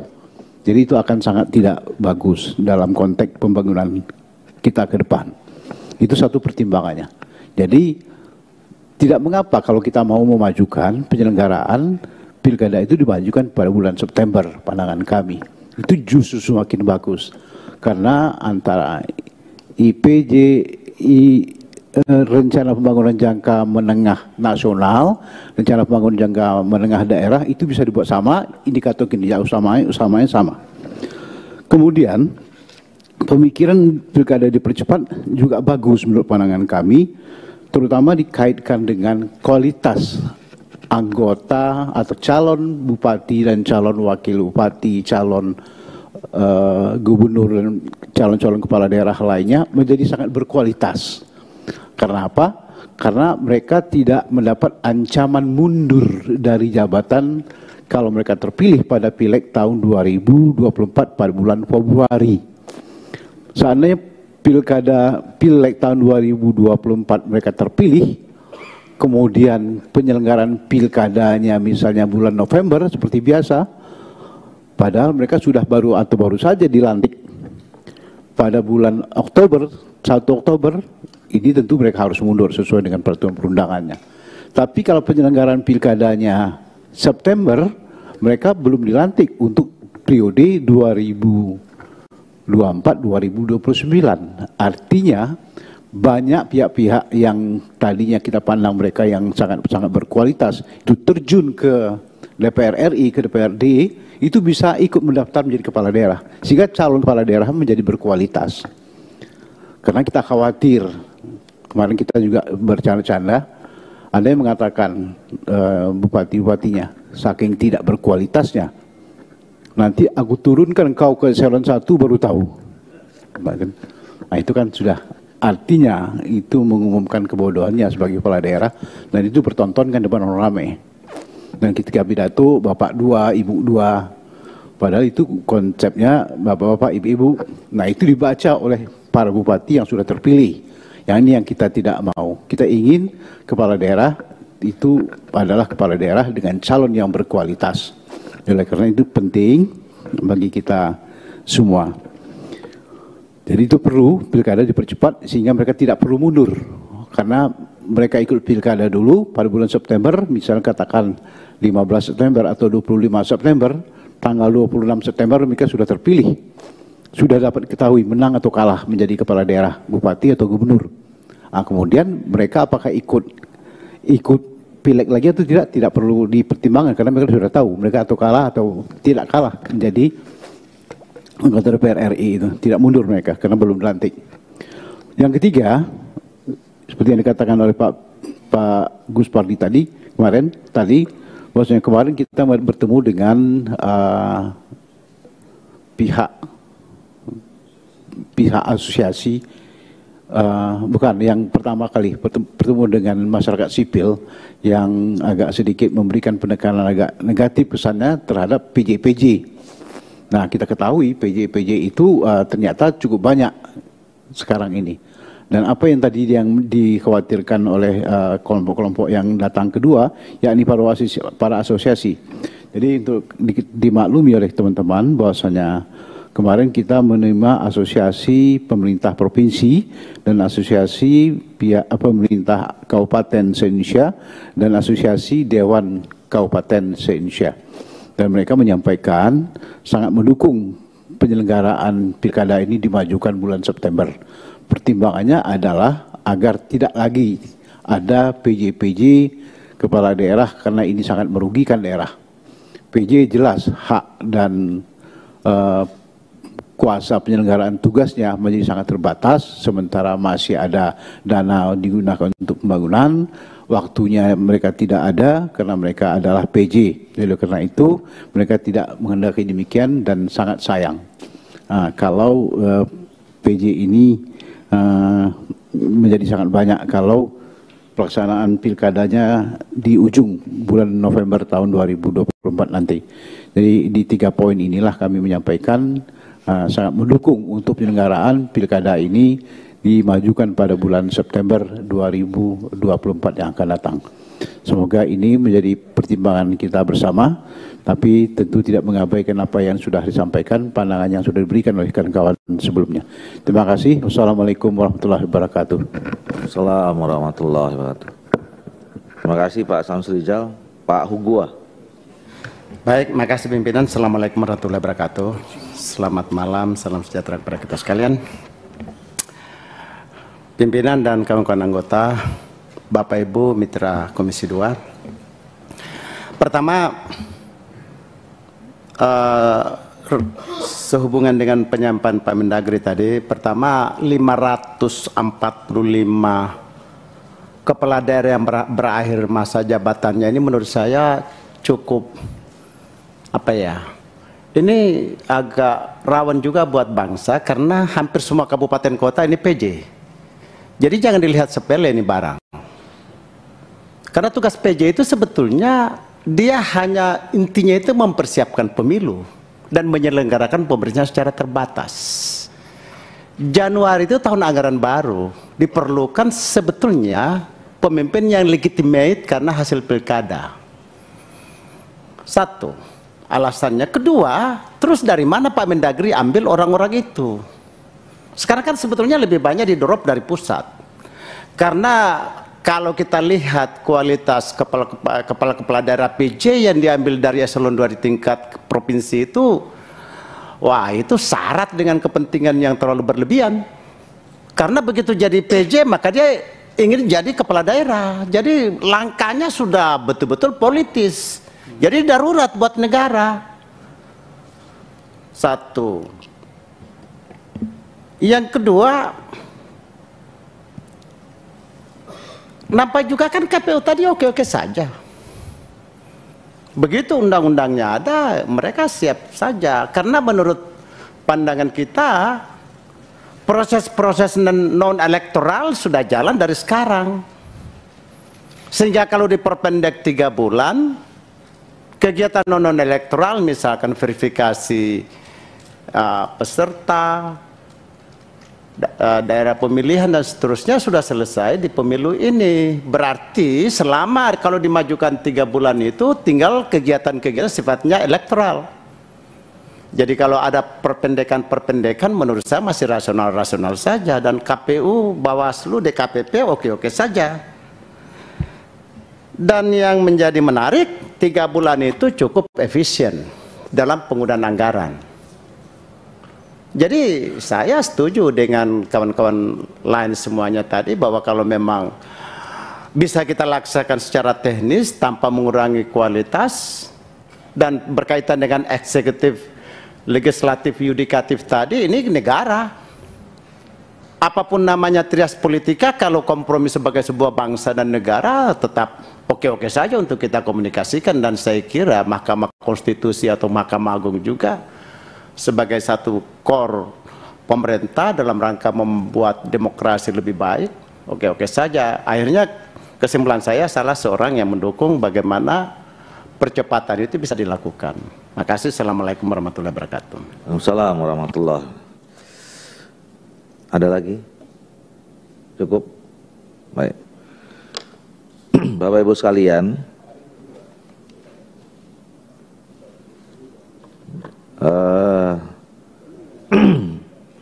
kita sudah mendengarkan tadi semua tanggapan, ya. Memang sebagian menganggap dan kemudian bisa memahami, ya, usulan ini dengan tentu beberapa catatan, tapi ada beberapa yang masih perlu ada penjelasan lebih lanjut, kira-kira begitu. Tentu kami persilakan pada Saudara Menteri untuk menyampaikan tanggapannya. Terima kasih pimpinan, Bapak sekalian. Mungkin yang paling mendasar banyak pertanyaan tadi mengenai masalah keserentakan ini, atau kami ulangi di urgensi atau kemendesakan yang menjadi syarat lahirnya suatu perpu. Kenapa ini perlu dianggap urgent dan mendesak gitu. Tadi sudah disampaikan, kami sudah mempelajari juga, ini sebetulnya amanat dari filosofi Undang-Undang Nomor 10 2016 tentang pilkada ini, yang melihat ada permasalahan dalam sistem pemerintahan kita, yaitu tidak paralelnya pemerintahan, masa pemerintahan antara pusat, provinsi, kabupaten, kota, yang berdampak mulai dari aspek perencanaan, dokumen perencanaan, sampai ke tingkat eksekusi. Ini menimbulkan banyak permasalahan. Misalnya masa pemerintahan presiden 2014-2019, ada pilkada tahun 2017 101, kemudian ada 170 lagi di tahun 2018. Nah, kemudian mengakibatkan pemimpin-pemimpin baru daerah ini memiliki RPJMD sendiri, rencana pembangunan jangka menengah daerah, yang berbeda, bukan hanya dengan pusat, antara kabupaten kota dengan provinsi juga berbeda. Nah, lahirnya akhirnya di tengah-tengah periode presiden ada pemimpin daerah yang baru dengan RPJMD-nya yang berbeda, tidak sinkron. Nah, bahkan 2 periode, 2017-2019. Di tahun 2019 sampai dengan tahun 2024 ada pilkada di bulan Desember 2020. Dilantiknya tahun 2021. Jadi presidennya, pemerintah nasional sudah dilantik duluan tanggal bulan Oktober tahun 2019. Beda setahun lebih. Nah, ini mengakibatkan banyak, bukan hanya dokumen perencanaan yang berbeda, eksekusinya ini sangat terlihat di lapangan. Misalnya yang gampang saja, ada jalur tol yang dibangun oleh pemerintah nasional dan kemudian tidak dibuat perencanaan untuk melengkapi jalur tol itu dengan jalan provinsi. Jalan provinsi tidak dibuat lagi, jalan kabupaten kotanya. Nah, akibatnya yang terjadi kemudian terpotong begitu, dan banyak jalan yang nggak bagus yang menuju sentra produksi. Ambil contoh misalnya Pak Presiden, ini hanya pemerintahan yang lama juga sama, mengalami persoalan yang sama. Pemerintahan yang lama, hasil pemilihan yang sebelumnya, sebelum Pak Jokowi, mengalami persoalan yang sama. Nah, kemudian contohnya misalnya di Sumatera Utara, Pak Presiden dapat kiriman 1 truk atau 2 truk jeruk gitu kan. Itulah salah satu permasalahan, jalan yang rusak, hancur di sana, tidak paralel dengan pembangunan jalan nasional, jalan provinsi, saling salah menyalahkan dari ini. Nah, itu salah satu masalah. Contoh lain masalah misalnya membangun bendungan tingkat nasional, tapi irigasinya tidak dibuat oleh pemerintah provinsi. Kemudian siripnya irigasi tidak dibuat oleh pemerintah kabupaten kota menuju sentra-sentra pertanian perkebunan. Ini banyak terjadi. Kenapa salahnya? Karena sistemnya yang salah, yang membuat masing-masing adalah pemimpin lahir tengah. Kami menyadari betul, kami bukan pembuat undang-undang itu di tahun 2016, tapi kami berusaha memahami betul filosofinya. Filosofinya adalah adanya paralel antara pemerintahan pusat, rejim di tingkat pusat, provinsi, kabupaten kota, sehingga mulai perencanaan sampai eksekusi itu bisa sinkron, selaras, kira-kira demikian. Dan ini dengan lahirnya Undang-Undang 2016 mengamanatkan adanya keserentakan di tahun yang sama dengan Undang-Undang Nomor 7 2017, yaitu pemilu nasional di tahun yang sama, dengan harapan ada paralel antara pusat, provinsi, kabupaten kota. Jadi dengan segala hormat, kalau melihat dari filosofi ini, kami menjawab pertanyaan, kami pendapat kalau ada kenapa tidak dikeluarkan saja Perpu memperpanjang hasil pilkada 2018 dan 2020. Karena sekarang 2018 dan 2020 dikunci oleh pasal 201 ayat 5 dan ayat 7. Kalau kita baca itu ayat 5 dan ayat 7 itu di pasal 201 bahwa kepala daerah hasil dan wakil kepala daerah hasil pemilihan pilkada tahun 2018 berakhir tahun 2023. Di situ yang dilihat adalah bahasanya adalah penegasannya adalah hasil pilkadanya, bukan pelantikannya. Nah, kalau dulu kenapa nggak dibuat pelantikan, ya bukan saya pembuat undang-undangnya. Jadi kami melihat bahwa terjemahannya berarti paling lambat 31 Desember 2023, meskipun dia dilantik mungkin di tahun 2019, 2023 selesai. Sisanya diberikan kompensasi. Nah, kemudian di ayat 7-nya disampaikan hasil pilkada tahun 2020 kepala daerah dan wakil kepala daerah berakhir tahun 2024. Ada yang dilantiknya Yalimo tahun 2022. Iya, berakhir 2024. Konsekuensinya untuk ada hal yang lebih besar lagi, bukan perorangannya, yaitu yang besar lagi, yaitu keserentak sistem tadi, sistem pemerintahan yang paralel antara pusat dan daerah. Kami lihat sepertinya pembuat undang-undang, mungkin sebagian dari Bapak juga saat itu pembuat undang-undang di sini, sepertinya saya menangkapnya seperti itu. Sehingga akhirnya dikorbankan masa jabatan, tidak cukup 5 tahun. Dan ini the first time, dan seperti disampaikan Pak Samsudin tadi, ini nanti ke depannya nanti begitu sekali memang dikorbankan, tapi setelah itu akan berlanjut semua pusat daerah paralel 5 tahun serempak pemerintahannya, perencanaannya sinkron, eksekusinya juga sinkron. Kira-kira gitu harapannya sebetulnya. Sehingga sekali lagi dan segala hormat, kalau mengeluarkan perpu tentang perpanjangan sampai batas akhir masa jabatan 5 tahun dimulai pelantikan, keluar dari filosofi ini. Keluar.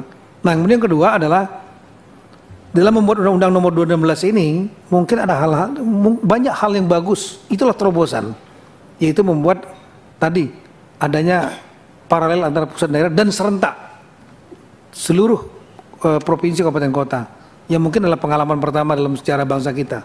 Ini pengalaman pertama. Nah, niatnya bagus, spiritnya bagus, tapi mungkin waktu membuat undang-undang itu tidak melihat ada celah-celah bahwa ada risiko-risiko, karena ini pertama kali kita alami dalam sejarah bangsa kita. Kalau dikatakan coba-coba, ya memang dicoba, dan kami lihat dalam perjalanan sekarang adanya lahirnya PJ-PJ di tahun 2022, hasil pemilu 2017 101, enggak dibuat juga. Pada itu kami sempat kita diskusikan dengan ini, yang diatur hanya 2 norma saja di dalam Undang-Undang 10/2016 tentang penjabat. Itu juga ini menjadi pertanyaan dari teman-teman civil society, dan kami jawab bahwa ada 2 norma. Satu mengatur norma mengenai syarat penjabat itu, yaitu gubernur harus pimpinan tinggi media, artinya eselon 1 struktural, dan kemudian untuk bupati wali kota penjabat itu adalah pimpinan tinggi pratama, eselon 2 struktural. Kemudian diatur norma yang lain adalah siapa yang menunjuk. Nah, untuk gubernur ditunjuk oleh presiden, penjabat bupati wali kota yang ada di sini itu oleh Mendagri. Tapi mengenai mekanisme rekrutmennya, mungkin pembuat undang-undang saat itu nggak memikirkan. Jadi kita kemudian menerjemahkannya, membuat supaya ada nilai demokrasi, transparan. Kita meminta, itu terobosan dari kami. Sebetulnya kalau lihat undang-undang, lihat ini ya cukup ditunjuk saja. Tapi sepertinya akan keluar dari nilai-nilai demokrasi, maka kita minta usulan 3 nama dari DPRD, kemudian tambah lagi dari gubernur boleh ngajukan 3 nama, karena kita nggak hafal siapa yang bagus di daerah itu. Mungkin ada yang bagus itu. Dan 3 yang dari pusat. Setelah itu ada mekanisme sidang pra TPA yang dipimpin oleh Sekjen dan diikuti oleh sejumlah kementerian lembaga termasuk KPK, PPATK, Kejaksaan, masalah hukum dan lain-lain. Nah, kemudian masalah kepegawaiannya, cukup atau tidak, BKN, Menpan RB, Kemenseknek, Kemensekap, itu sidang pra TPA untuk mengerucutkan menjadi 3 nama. Dari 3 nama itu kemudian sebetulnya kalau undang-undang Pak Presiden langsung bisa menunjuk, tapi beliau mengambil keputusan untuk sidang TPA. Artinya dihadiri oleh peserta sidang TPA selama ini, yaitu Pak Wakil Presiden, Menseknek, Mensekap, Mendagri sebagai pemapar, dihadiri oleh Menpan RB, kemudian Kepala BIN, Kepala Badan Kepegawaian, kadang-kadang ditambah dengan beberapa kementerian lain. Nah ini itu nggak diatur di dalam undang-undang ini, dan kami nggak mau menyalahkan pembuat undang-undang, tapi kita membuat terobosan kemudian, dan saya membuat Permendagri. Nggak ada juga diatur harus peraturan apa nama itu pelaksanaan, dan kami mendapat banyak pertanyaan dari teman-teman civil society. Ini MK memutuskan untuk ada peraturan pelaksanaan. Enggak, kami sudah baca MK, sudah koordinasi dengan MK, tidak ada di dalam keputusannya maupun di dalam pertimbangannya mengharuskan pemerintah membuat peraturan pelaksanaan. Jadi kita sudah membuat peraturan Mendagri-nya ini sebelah kiri mengenai mekanisme itu. Yang ini nggak diatur dan nggak ada perintah dalam Undang Nomor 10 2016, nggak ada untuk perintah buat peraturan PP atau peraturan pelaksanaan, nggak ada mekanisme rekrutmen. Nah sama amanat mengenai tanggal, waktu, itulah amanat undang-undang ini. Bulan November tahun 2024 Pilkada serentak dilaksanakan. Saat itu sudah dihitung belum? Saya nggak ngerti, mungkin Bapak Ibu yang pernah hadir pembuatnya waktu itu mungkin yang bisa menjawab. Kami hanya bertanya, ini pembuat undang-undang saat itu sudah memikirkan belum? Ada satu aja masalah mekanisme rekrutmen tidak dibuat. Kalau dibuat ya kami tinggal melaksanakan saja pemerintah.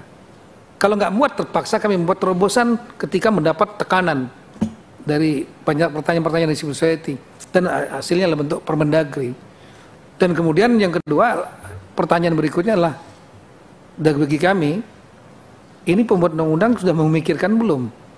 Pada dibuat bulan November, kemudian ada pasal 201 ayat 7 yang itu memerintahkan dan mengamanatkan bahwa hasil pilkada tahun 2020 selesai tahun 2024. Artinya 31 Desember 2024 tidak dihitung masa pelantikannya, bukan dihitung kata-kata masa pelantikannya, tapi yang dihitung adalah hasil pilkada 2020 selesai 2024. Kita hitung hasil tahun 2022 saja itu jumlahnya 101. PJS penjabat sudah ada. Tahun 2022, 2023 harus selesai ayat 5-nya selesai 2023. Jumlahnya 170. Berarti 271 plus yang 4 PJ Gubernur Papua. Ya. Berarti 271 tambah 5 sama 4, 275. Dan kemudian melihat amanat tahun ayat 7 itu ada tadi, ayat 7 tadi. Jumlahnya nanti adalah 270. Hasil tahun 2020 itu 270. Tanggal 31 Desember mereka selesai masa jabatannya. Artinya 1 Januari kosong. Total semuanya kemungkinan besar kalau 27 November itu pilkadanya KPU-nya belum memutuskan dan ada sengketa lagi, maka semuanya penjabat. Nah, kita sebenarnya tidak menginginkan ada penjabat-penjabat seperti ini. Penjabat ini ada karena konsekuensi keinginan filosofi untuk adanya keserentakan pusat dan daerah tadi pemerintahannya. Nah, kita menginginkan dalam negara demokrasi seperti ini, tentu kita tidak ingin kembali lagi seperti zaman dulu, penunjukan-penunjukan. Ini penunjukan inilah sebenarnya adalah amanat keluar dari paradigma demokratisasi. Sehingga sebaiknya dihindari pejabat makin banyak, jangan lagi dibiarkan lagi. Kalau memang kita bisa atasi dengan cara misalnya mempercepat ke September sehingga ada ruang yang cukup sehingga 1 Januari itu semua sudah diisi sebagian besar oleh definitif, why not gitu. Kenapa tidak kita ambil ketika kita lihat ada peluang untuk menyelesaikan masalah ini. Jangan kita kemudian menganggap remeh, itu biasa saja penjabat. Sebenarnya nggak bagus pendapat kami penjabat makin lama. Mendagri mungkin kelihatannya senang-senang saja, enggak juga. Karena tekanan kami pun tinggi sekali. Enggak, kita inginkan kalau penjabat-penjabat ini salah, berbuat yang kurang bagus mereka, yang disalahkan cuma 2 orang saja. presiden dan Mendagri. Kenapa yang menunjuknya berarti milih yang itu. Tapi kalau dari pilkada salah, kita tinggal ngomong gampang juga. Ya salah sendiri kenapa rakyat memilih dia gitu kan. Karena ini tinggi dan tanggung jawabnya sangat besar sekali. Itu risiko tapi kita pelaksana undang-undang. Nah kalau memang kita bisa hindari jangan muncul pejabat lagi 270 orang pada 1 Januari, 31 Desember, 1 Januari, dan ditambah lagi yang sudah menjabat lama 2 tahun, masa kita mau perpanjang lagi? Ketika kita bisa opsi untuk bisa menyelesaikan. Persoalan cuma satu adalah, persoalannya penyelenggara kira-kira mampu nggak menyelenggarakan itu, dan apakah ada potensi irisan dengan kalau ada ronde kedua, apakah bisa? Kalau memang itu, saya kembali ke, saya setuju dengan Pak Teddy tadi menyampaikan dan Pak Toha, kuncinya adalah pada simulasi. Kalau simulasinya memang bisa masuk, why not? Sehingga potensi 545 penjabat di seluruh Indonesia itu kecil, dan saya yakin teman-teman civil society, teman-teman yang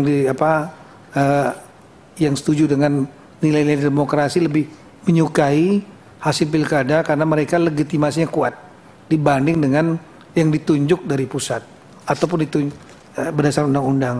Kami filosofinya kami lihat seperti itu, sehingga kami perlu lihat ini seperti ada yang mungkin ada resiko yang belum, konsekuensi yang pada waktu dibuat undang-undang itu yang mungkin tidak terantisipasi, mirip dengan tidak terantisipasinya membuat mekanisme rekrutmen. Nah sehingga ya kita perlu membuat, kami kira perlu membuat terobosan. Itu yang disampaikan oleh Pak Gaus tadi. Inilah terobosan, ya memang terobosan untuk menyelesaikan jangan sampai ada terjadi potensi 545 penjabat di 1 Januari 2025. Why not? Kalau kita bisa tangani itu. Kami kira demikian pimpinan. Mohon maaf kalau ada hal-hal yang berkenan. Assalamualaikum warahmatullahi wabarakatuh. Assalamualaikum warahmatullahi. Terima kasih Saudara Menteri. Saya kira KPU. Oh silakan. Ya. Terima kasih Ketua. Jadi ini kesekian kali saya kira kita selalu gamang atau pasti banyak pertanyaan ketika pemerintah berencana untuk menerbitkan Perpu. Dan menurut hemat saya baru kali ini sebenarnya, terutama sejak Perpu tentang pemilu, Pak Mendagri, Pak Tito, ini kok ada teknik baru ini, teknik politik baru. Mau bikin Perpu kok dikomunikasikan sama DPR, gimana ceritanya? Loh ya betul Pak. Zaman Pak SBY Presiden nggak pernah ada Pak. Ya terbit aja. Baru kemudian dikomunikasikan untuk bisa disetujui. Ini dibalik ini. Tetapi yang saya ingin ingatkan adalah kita ini punya pasal 22 ayat 1 Konstitusi Undang-Undang Dasar Negara Republik Indonesia. Di situ dinyatakan bahwa dalam keadaan, dalam hal equal kegentingan yang memaksa, Presiden bisa berhak menetapkan peraturan pemerintah pengganti undang-undang. Nah, lantas itu kemudian dikuatkan dengan putusan MK supaya tafsirnya nggak kesana kesini. 138 tahun 2009. Apa yang dimaksud dengan kegentingan memaksa? Karena mungkin diksinya kegentingan, maka tafsir kita bisa kemana-mana seram. Seperti kemarin Pak Cornelis kasih contoh, gimana kalau sewaktu-waktu calon presiden ditembak mati? Kan ngeri-ngeri ini Pak. Padahal sebenarnya kan tidak. Pertama adalah itu hak yang diberikan kepada presiden. Dan oleh karenanya, di atas hak itu maka presiden memiliki hak juga untuk menilai keadaan. Apakah satu keadaan itu disebut kegentingan yang memaksa dan sifatnya subjektif. Pun demikian, putusan MK memberikan kemudian supaya pikiran para ahli hukum terutama tidak kemana-mana, maka terbitlah putusan MK untuk mengklirkan itu semua dengan 3 hal. Ya, 138 2009 itu. Pertama adalah di dalam putusan MK itu disebutkan yaitu kebutuhan mendesak untuk menyelesaikan masalah hukum secara cepat berdasarkan undang-undang. Kita bertanya kemudian, Undang-Undang 10 2016 itu ada masalah hukum nggak? Baik di dalam undang-undang itu sendiri maupun dengan undang-undang yang lain yang terkait, misalnya undang-undang pemerintah daerah. Disebutkan masa jabatan kepala daerah 5 tahun. Tetapi undang-undang kita karena semangatnya tadi yang sudah disampaikan Pak Tito, yang Pilkada 2020 berakibat sesungguhnya masa jabatan kepala daerah 4 tahun. Tetapi apa yang terjadi? Pemerintah menerbitkan SK kepada bupati 5 tahun semua. Nah, ini mungkin dulu kalau kita belajar, apakah ini yang kira-kira bisa dikategorikan sebagai kontradiksi interminis? Antar norma yang satu dengan yang lainnya tidak sama, bertentangan. Karena memang filosofi dari undang-undangnya adalah keserentaan dengan pointers-pointers yang sudah dijelaskan Pak Menteri tadi untuk keselarasan pembangunan pusat, provinsi, kabupaten, kota. Loh, mengapa harus begitu? Karena kita unitary state, bukan federal state. Negara kesatuan, bukan negara federal. Clear itu. Kita tanya Bappenas. Bappenas punya kewenangan nggak mengevaluasi setiap rencana pembangunan dan pelaksanaan pembangunan di setiap provinsi, kabupaten? Nggak ada. Mendagri saya kira juga punya kewenangan, ternyata tidak Pak, administratif dan prosedur saja, apalagi sudah dihajar dengan putusan MK. Kewenangan eksekutif reviewnya dipangkas, sehingga kalau ada daerah yang nekat menerbitkan perda tidak sesuai dengan peraturan perundang-undangan di atasnya, nggak bisa apa-apa Pak. Kementerian Dalam Negeri yang bisa yang gugat ke Mahkamah Agung, JR. Nah, ini sistem kita udah nggak jelas nih Pak, soal hukumnya ini, sistem hukumnya. Nah, oleh karena itu menurut saya, jika kita sepakati filosofi dari Undang-Undang 10 2016 itu adalah untuk mengatur, mengelola sistem pemerintahan yang tertib berdasarkan negara kesatuan, ya, yang ditandai diantaranya adalah yang terpenting adanya kompatibilitas keserasian antara pembangunan nasional, provinsi dan kabupaten kota, mestinya itu kompatibel juga dengan kedipilihan presiden, gubernur, bupati, wali kota. Supaya apa? Supaya pembangunannya sama, sehingga nanti tidak terjadi presiden sudah habis masa jabatan, bupatinya masih jalan 3 tahun lagi. Pada saat itu dia mengikuti RPJMN dari presiden yang masa jabatan tadi habis, ganti presiden baru harus menyesuaikan lagi. Itu satu masalah Pak. Nah, yang kedua ini tadi, masa transisi terus-terusan, gimana ceritanya? Wah, ini yang enak, mohon maaf saya cukup keras kalau itu. Wah, ini kalau terus-terusan pejabat nih yang enak ya para birokrat ini. Gimana ceritanya demokrasi kita dibajak para birokrat? Ah, ini nggak masuk akal. Ya, ini secara material harus kita tanyakan ini.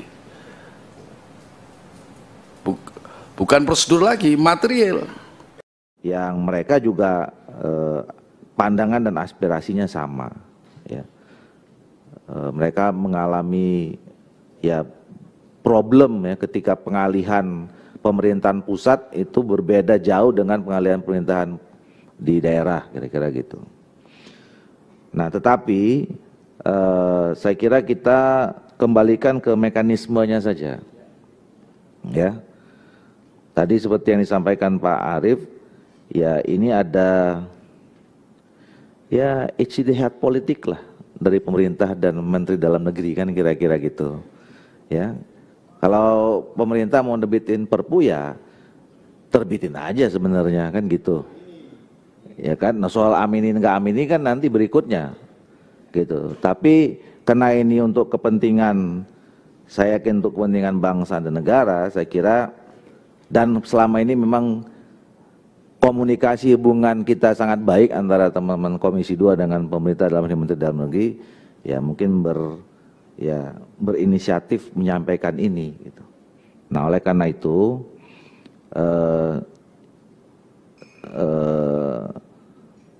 ya kesimpulannya juga aneh kalau misalnya kita menyetujui karena perpunya belum. Kan kira-kira begitu. Nah, walaupun tadi udah ada yang setuju kan? Kan udah yang setuju, ya kan? Fraksi Partai Amanat Nasional setuju. Kemudian P3 setuju. PDIP setuju. Golkar setuju.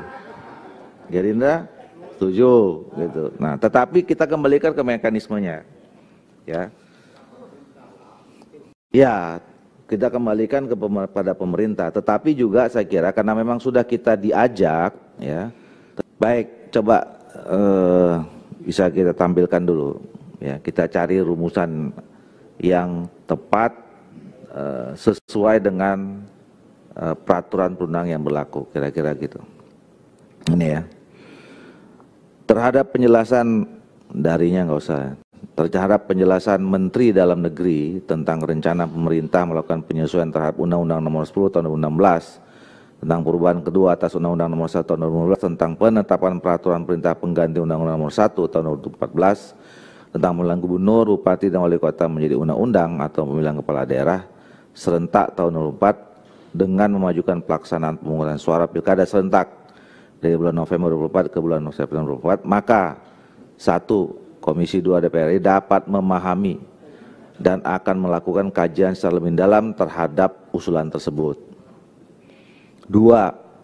Komisi 2 DPR RI akan membahasnya lebih lanjut bersama Menteri Dalam Negeri, Komisi Pemilihan Umum Republik Indonesia, Badan Pengawas Pemilu Umum Republik Indonesia, dan Dewan Kehormatan Penyelenggara Pemilihan Umum Republik Indonesia pada rapat kerja dan rapat dengar pendapat yang akan datang, khususnya terkait dengan substansi perubahan pasal-pasal dan mekanisme perubahan undang-undang tersebut.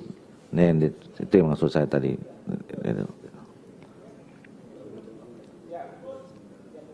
Gimana? Silakan. Redaksi aja. Jadi jangan kulino itu biasa. Ngomong. Apa? Dengan kulino itu terbiasa dengan kalimat-kalimat yang tidak baku begitu. Iya. Gimana? Jadi terhadap itu nggak bisa. Itu sebenarnya kan bisa diginikan kalimatnya setelah mendengar penjelasan, nah, misalkan begitulah. Oh ya. Jadi setelah terhadap langsung, ya. Mendengar penjelasan. Pakai kan nggak ya? Pakai kan, mendengar atau mendengarkan aja? Mendengar. Mendengar. Setelah mendengar penjelasan Menteri. Oke. Tambahan Ketua. Wahyu sebelah kiri. Oh silakan. Kita nanti poin 2 itu kan akan membahas lebih lanjut. Membahas lebih lanjut itu setelah pemilu legislatif 2024 atau nanti minggu depan? Tergantung. Oh tergantung. Ya sudah. Kalau perpunya terbitnya cepat ya cepatlah bahasnya. Oh ya. Iya kan? Tanya aja. Pak Gub ngomong tuh Pak Gub, PJ Gub. Sudah Pak Wahyu? Sudah? Sudah. Oke. Ada lagi sebelum kita ke pemerintah? Oke, silakan. Ini ada masukan dari Pak Dirjen Polhum atau Pak Gub nih? Masukan kami persilakan, tapi saya akan melengkapi dikit nanti. Dirjen Polhum Bapak, pembantu Menteri Luar Negeri. Kalau gubernur nanti minta diperpanjang lagi Pak. Ya. Nggak setuju perpu deh Pak. Perpanjang sampai 26. Mohon izin Bapak Menteri, atas izin Bapak Menteri, Bapak Pimpinan, anggota, izinkan kami untuk memberi masukan untuk kesimpulan yang pertama dan memperhatikan secara sungguh-sungguh yang disampaikan oleh Bapak Profesor Arief Wibowo yang sangat memahami tentang tata negara dalam pembentukan perpu. Iya, ini maksudnya dalam rangka lobby memperpanjang lagi atau gimana? Kalau mau di lobby jangan PDIP aja, yang lain juga perlu di lobby nih Pak. Jadi mohon izin Ketua, mungkin saya kiranya kan ini pandangan ini kan bukan hanya pemerintah yang menyampaikan malam ini. hari-hari kemarin ada disampaikan juga oleh masyarakat, ada juga oleh asosiasi. Oleh karenanya, karena malam ini kita hendak membuat kesimpulan yang akan dibuka publik, maka mohon izin kami mengusulkan untuk rumusannya yang nomor 1 adalah Komisi 2 DPR dapat memahami usulan Komisi 2 DPR memahami usulan pemerintah yang selaras dengan usulan masyarakat, selaras dengan masukan masyarakat dan masukan asosiasi pemerintah daerah dan DPRD, masukan masyarakat dan masukan asosiasi Pemda, asosiasi pemerintah daerah, agar hasil Pilkada tahun 2024 dapat dilantik Januari tahun 2025. Namun Komisi 2 DPR RI masih perlu mendapat penjelasan mendalam mengenai materi muatan rancangan peraturan pemerintah Perpu yang akan dibuat oleh pemerintah. Demikian pimpinan. Ya. Namun Komisi 2 DPR masih perlu mendapat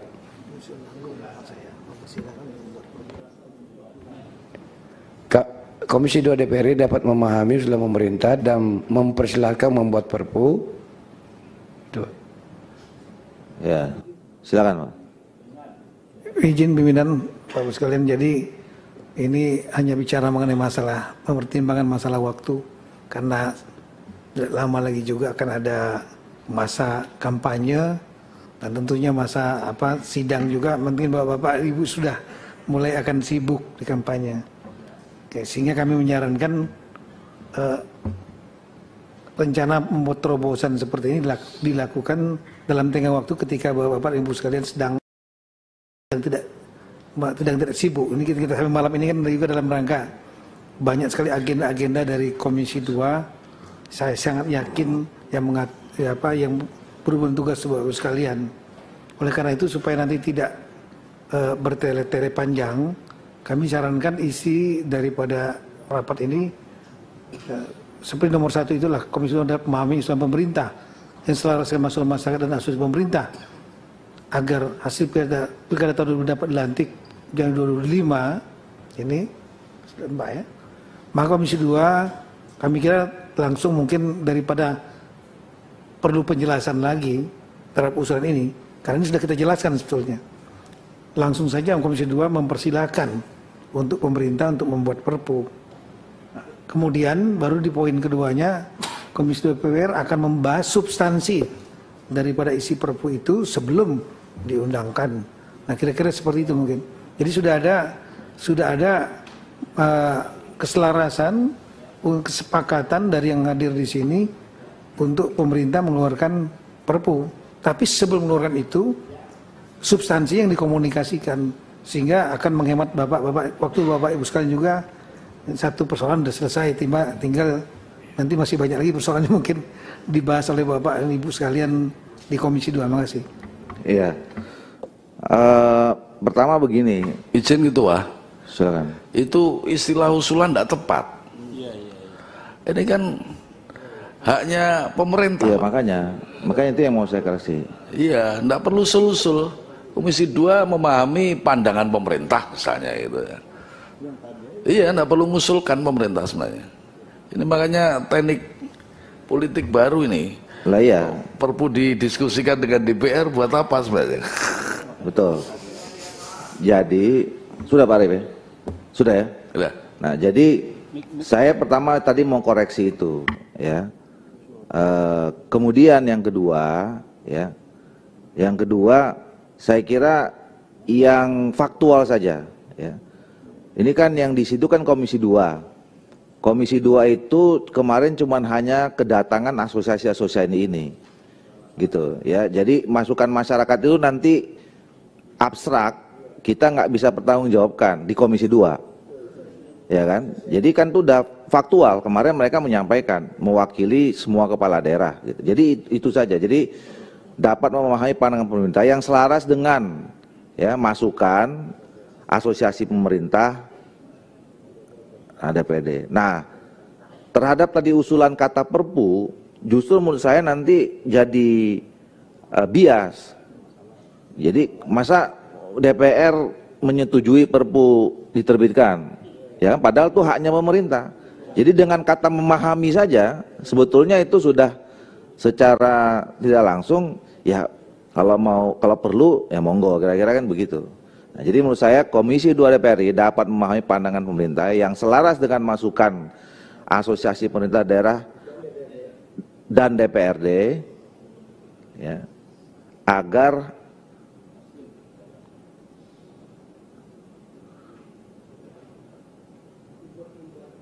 titik saja Ketua. Iya. Sudah sampai situ aja, kan yang dijelaskan di atas itu. Sampai DPRD saja. Nah, kita hanya memahami penjelasan Menteri. Ya udah di atas itu. So ilangin yang itu. Nah, soal nanti kemudian substansinya kita tak akomodir di poin 2. Mau didahului dengan considering dulu misalnya atau mau ini sebelum diterbitnya Perpu loh. Ya. Sebelum terbitnya kan di Perpu. Kalau sudah di Perpu kan itu udah otomatis mekanismenya udah jalan. Gitu. Nah, jadi menurut saya kalau soal substansinya lebih lanjut nggak perlu dijelasin lagi, Pak Menteri. Tapi kita kan pengen langsung masuk ke pasal-pasal perubahannya. Apa gitu. Gitu. Begitu ya? Setuju? Nah, itu perubahan pasalnya kecil ya. Pak Toha ya. Pasal-pasalnya P-nya kecil.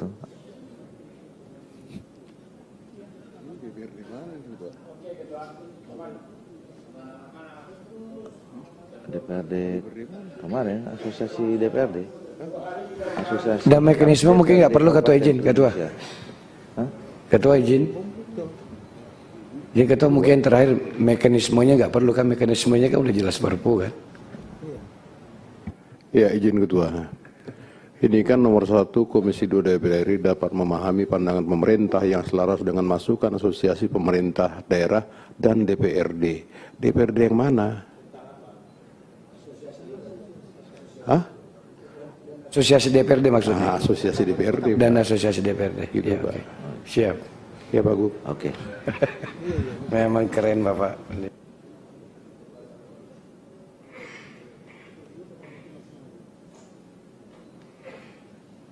Perubahannya juga perubahan pasal-pasal dan mekanismenya dan mekanisme perubahannya ya tadi maksudnya mekanismenya itu karena kan Perpu ya. Jadi kita nggak usah buat di sini, jadi kita buatnya mekanisme pilihannya kan nanti antara undang-undang dengan Perpu toh ya. Nah, gitu.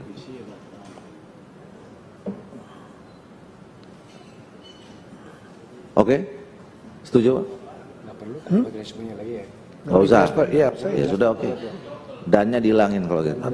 Perubahan pasal-pasal undang-undang tersebut. Mohon izin kalau mau diteraskan mungkin sekalian saja mungkin melalui mekanisme perubahan undang tersebut melalui Perpu misalnya.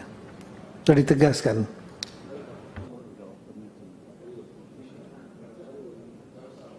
Enggak Pak. Oke. Soal mekanisme. Kalau memang sudah tersirat ya sudah. Iya. Selesai perubahan pasal-pasal undang-undang tersebut udah perubahannya hilangin. Nah, oke. Bisa setujuin? Oh, silakan KPU. Izin pimpinan, sepanjang yang saya ketahui mekanisme Perpu itu kan berbeda dengan mekanisme pembentukan undang-undang. Jadi saya kira cukup rumusan itu satu kalimat saja bahwa setelah mendengarkan penjelasan Menteri Dalam Negeri, kami memahami, itu ada sudah cukup sebetulnya. Soalnya begini, kalau panjang-panjang nanti ini kan menjadi kesimpulan formil ya. Itu kalau dibaca kemudian seolah-olah ini ada mekanisme baru seperti dikatakan Mas Arief Wibowo tadi itu. Jadi menurut saya cukup itu saja karena ini jadi dokumen resmi yang ditulis di sini. Terima kasih. Mohon izin, kami masih tetap sependapat dengan ini. Kalau cuma hanya memahami, tapi di sini kita mau menegaskan lagi sebelum mengenai substansinya akan kita bahas bersama. Itu untuk menegaskan juga. Tadi memang terobosan baru kata Mas Arif, ilmu baru ya. Tapi ya memang begitulah yang sudah kita lakukan selama ini di antara Kemendagri dan Komisi 2. Terima kasih, Pak. Setuju ya? Jadi KPU nanti aja setelah udah Perpu jadi baru bicara, atau nanti setelah jadi KPU jadi anggota DPR baru ngomong kayak gitu. Izin pimpinan, DKPP. saya sedikit ini menyampaikan sepengetahuan saya, undang-undang ini sudah mengalami 3 kali perubahan. Pertama Perpu 1 2014 menjadi Undang-Undang 1 2015, kemudian menjadi Undang-Undang 8 2015, kemudian ada Perpu nomor 2 tahun 2020 yang ditetapkan menjadi Undang-Undang 6 2020. Maka apakah itu masih menyebutkan Undang-Undang nomor 10 tahun 2016 atau Undang-Undang 6 2020?